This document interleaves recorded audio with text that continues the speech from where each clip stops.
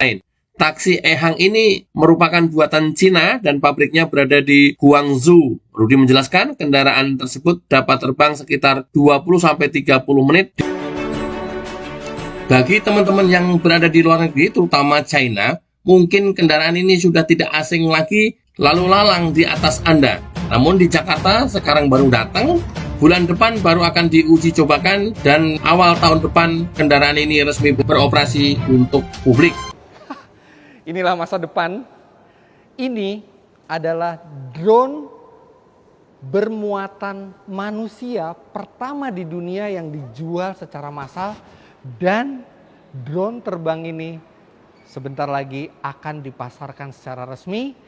Dan sebulan setelah syuting video ini dilakukan, drone bermuatan manusia ini akan melakukan uji coba terbang pertama kalinya di Indonesia. Inilah Ehang 216.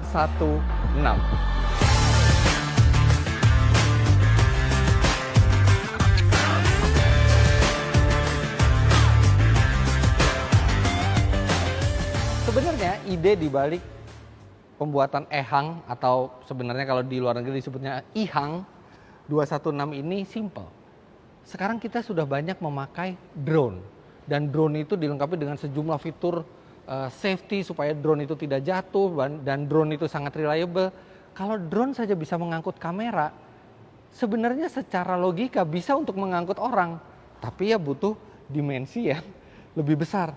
Dan akhirnya jadilah ini Ihang 216 yang bisa mengangkut 2 orang dengan bobot maksimal total 220 kg, plus bisa mengangkut barang juga di belakang. Dan drone ini bisa terbang sejauh antara 30 sampai 60 km tergantung bobotnya. Kalau bobotnya maksimal 30 km, semakin berkurang bobot di dalam, maka dia semakin jauh. Nah, oke, sekarang kita akan melihat detail drone bermuatan manusia ini, Ihang 216, karena ini sangat menarik tapi juga agak mengerikan karena pilot tidak akan ada di dalam kabin. Kabin ini khusus untuk penumpang. Sekarang kita mulai dari kabinnya dulu karena itulah yang akan banyak dihuni oleh pembeli dari Ihang 216 ini. Wah, kosong. Bener-bener simple banget dalamnya.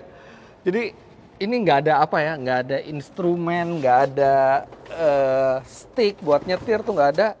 Cuman ada satu layar. Nah, layar ini untuk mengontrol macam-macam. Kita mau ke tujuan mana, kita tinggal pencet, karena pada dasarnya ini adalah autonomous drone. Jadi drone yang dikendalikan secara otomatis, tidak perlu dikendalikan sendiri di sini. Ini, wah, legroomnya lega sekali ya. Saya tingginya 177 cm dan lihat itu nggak nyampe ke depan. Kemudian di sini ada safety belt 3 titik seperti yang digunakan di mobil.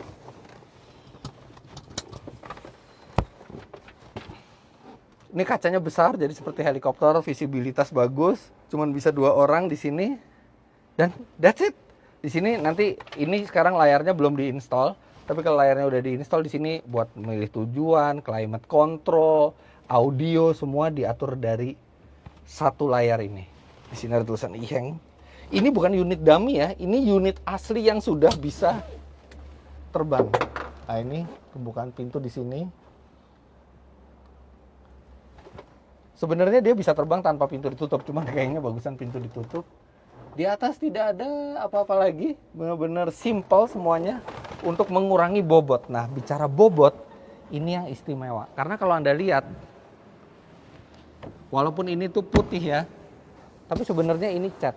Di dalamnya adalah carbon fiber. Jadi ini semua terbuat dari carbon fiber. Ini juga carbon fiber. Blade-nya juga ini carbon fiber, makanya keseluruhan Ihang 216 ini beratnya hanya 360 kg. Itu artinya lebih ringan dibandingkan Honda Goldwing. Honda Goldwing 390 kg, dia hanya 360 kg. Nah, untuk membuat drone ini bisa terbang, tentunya nggak cukup cuman 4 baling-baling seperti